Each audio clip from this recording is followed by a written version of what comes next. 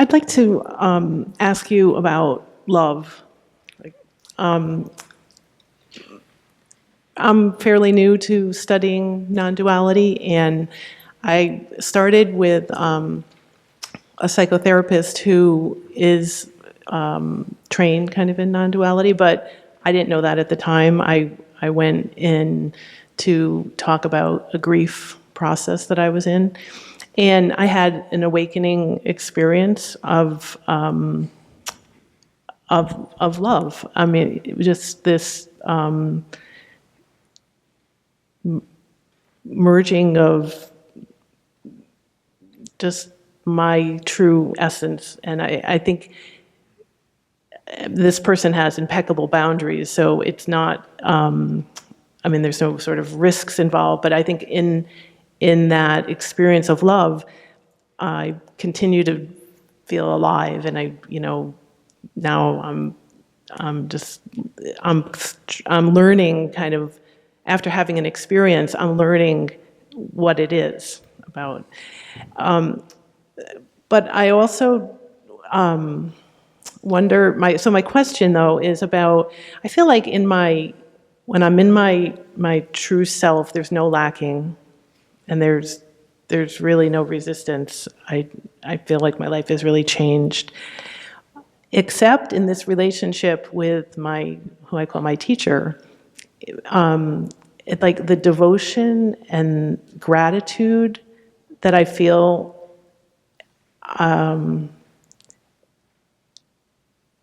there's a longing when I'm not in that relationship. And I feel like I use the time when we're together well, and I've begun a process of trying and infusing that knowledge of myself in my relationships and in my life. But it's the one area where I feel like it might be a little dramatic to say suffering, but the longing, it feels like my heart just longs to be in that relationship. And I talk about it with him as a reflection of myself. Like I feel like it's I'm seeing myself so clearly in that relationship. That's the draw. But it's also distracting a bit. And I just wondered if you could talk about the student-teacher relationship, and if that kind of devotion or love, how it's the same or different than other relationships.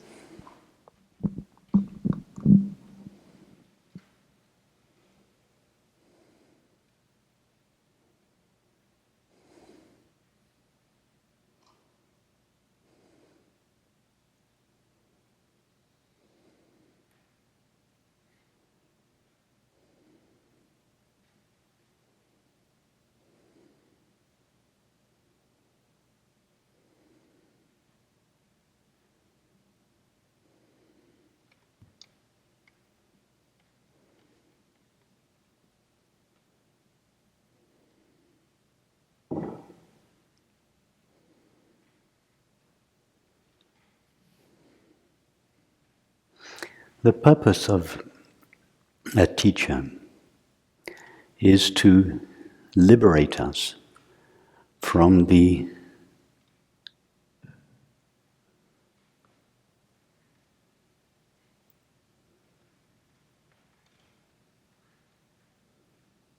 dependence on objects or people for peace and happiness.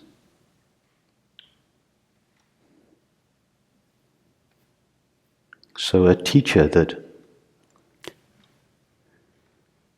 more or less subtly encourages us, either through his or her words or usually through his or her behavior, to become devoted to and thus dependent on himself or herself, is sending us a mixed message. I see this so often. People who are fanatically devoted to their teacher, people whose happiness and peace depends even more than most people who are not even interested in these matters on their teacher. And I see teachers, whilst denying this verbally, through their behavior, encouraging this kind of cultish behavior, all in the name of liberation.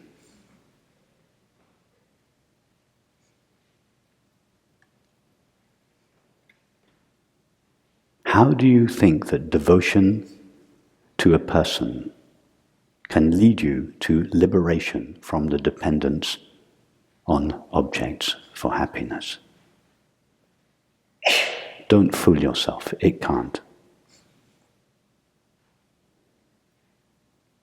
A true teacher will take your devotion and gently but swiftly and efficiently turn it round and redirect it to its source.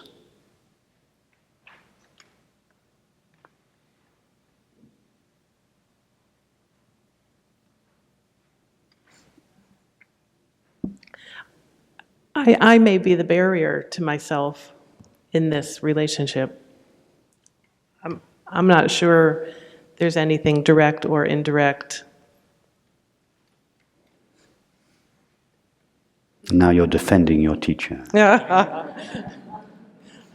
No need to defend your teacher. I'm not attacking your teacher. I have no idea who he or she is, and please don't tell me.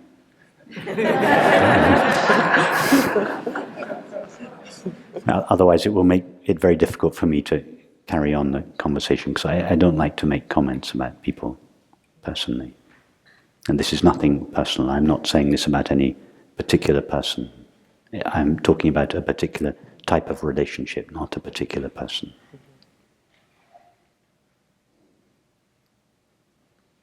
Now, I understand your desire to take responsibility for this projection.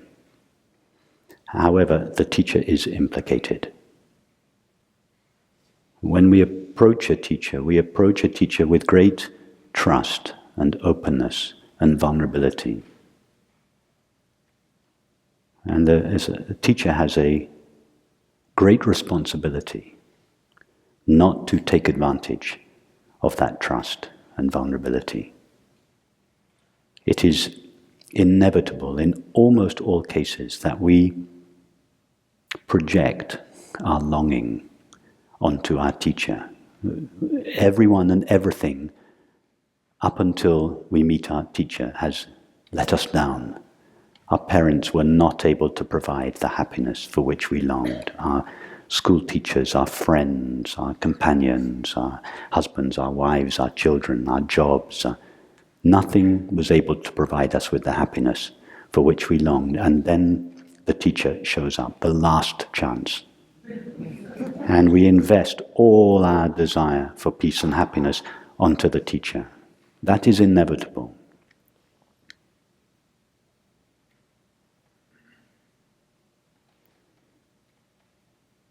So the teacher has a responsibility.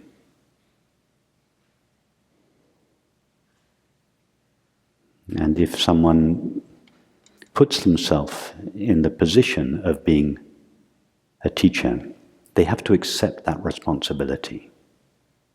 It is not enough to say, indeed it is disingenuous to say, this has nothing to do with me. This is just the way my students behave. They are projecting this onto me. They are behaving in this way towards me, but I am not complicit. That is disingenuous.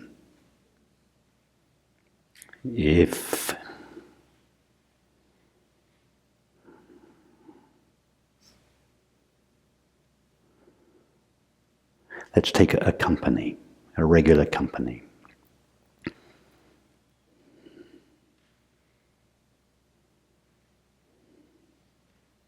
If the transactions that take place in a company are fraudulent or dishonest,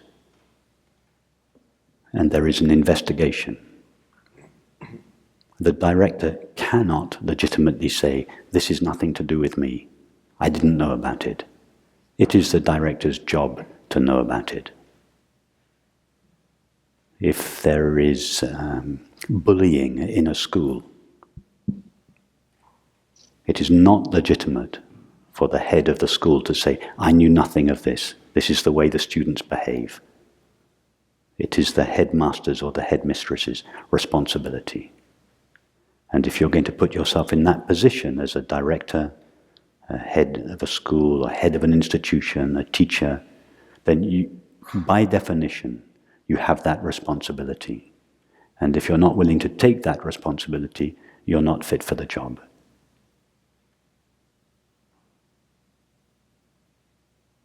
And if the onus is on anyone, it is on the teacher, not the student.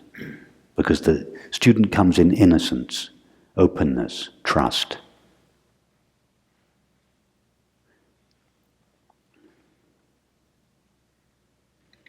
And we all know stories where that trust is abused. Emotionally, sexually, financially. I'm not suggesting that that's taking place in your case. It can also take place more subtly, just on this subtle dependence on the teacher. I think that I find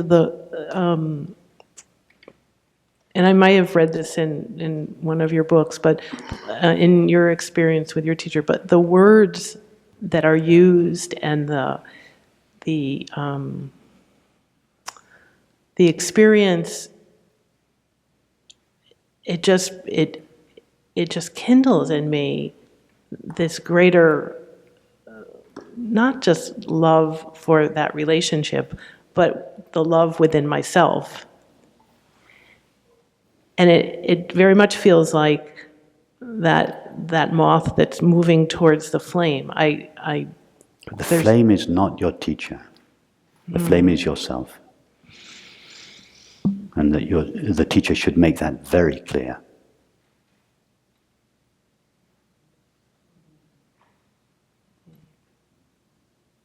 It's not possible, in the ultimate analysis, it is not possible to be devoted to a person, to an object.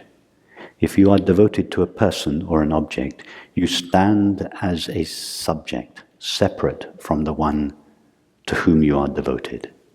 So your devotion to the person, to the object, simply perpetuates the separate subject of experience, and therefore is no devotion at all. And I think that's the suffering that I experience. I recognize the suffering. There's something incongruent with how I'm knowing myself. The suffering seems like it's a signal that there's... You're absolutely right. The suffering is a signal. That's very good to recognize that. The suffering is a signal that you are directing your love towards an object. Devotion, just as attention is awareness directed towards an object, devotion is love directed towards a person. The function of the teacher is to turn that devotion around and send it back to its source in love.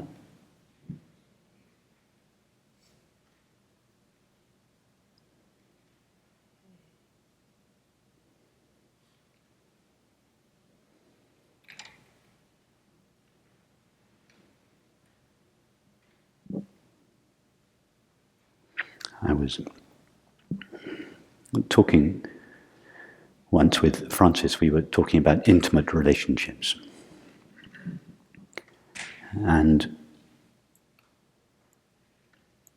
he said to me, in true intimate relationship, there can be no hierarchy. We were talking about ordinary intimate relationship. In true intimacy, there can be no hierarchy.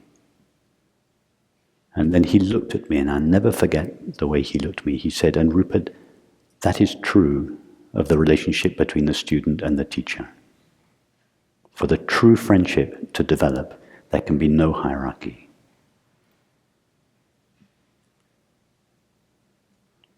And my relationship with Francis started to change from that day onwards.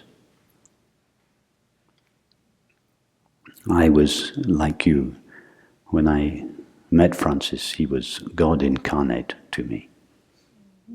He was way up there on the pedestal. And of course, the small print is that I was way down here. And he, very gently but quite uncompromisingly, would not allow anything that supported that projection. He could see in me, and he was very respectful of my great devotion to him, which was the same as my devotion to truth. So he was gentle about it, but also he was efficient. And it didn't take long for this relationship of above and below to even out and become a relationship of love and friendship. There was no less love on my part. There was no less respect. But it was mutual. It was shared.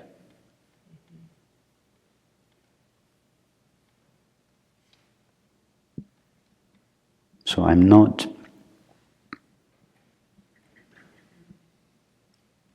criticizing your love for your teacher. That's beautiful. I would encourage that.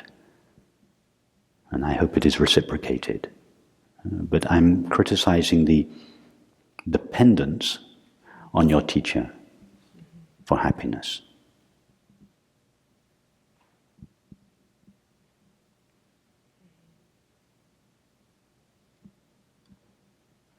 You're right, the suffering involved, your longing to be in his or her presence, that suffering is a signal, and it's good. You're obviously, you're reading the sign.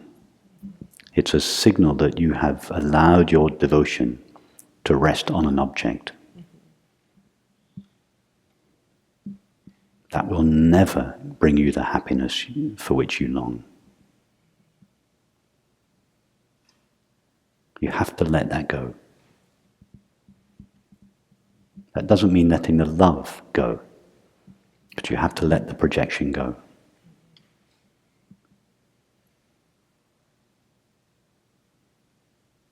And I would suggest that a teacher's job, one of the jobs of a teacher, is to facilitate that, the turning around of that projection, gently, swiftly, and efficiently. Thank you.